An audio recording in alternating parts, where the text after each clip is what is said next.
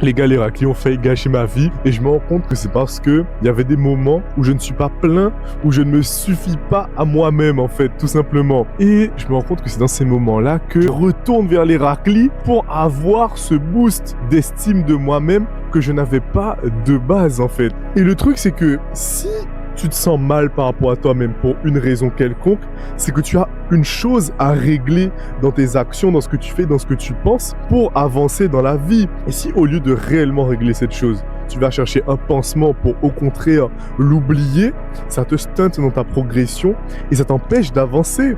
Et c'est pour ça que je dis que les raclis ont failli gâcher ma vie. C'est le problème, c'est pas les raclis en soi.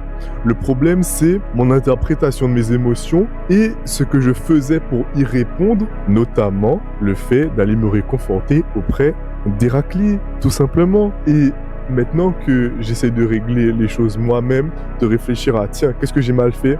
Qu'est-ce que j'aurais pu mieux faire? Qu'est-ce qui ne va pas dans mes schémas de pensée? Quelle pensée me tire vers le bas et ne me sert à rien concrètement, que je pourrais retirer par exemple? Maintenant que je réfléchis comme ça, certes on n'est pas parfait, il y aura toujours des émotions négatives, c'est normal, c'est le jeu, mais maintenant j'arrive à les gérer un petit peu mieux et à avancer un petit peu plus vite puisque je ne cherche pas à les masquer avec un pansement, mais au contraire, j'essaie de comprendre quel message ces émotions veulent me transmettre pour pouvoir utiliser ce message en tant que tel, c'est-à-dire une information qui me permet d'avancer. Allez, bisous.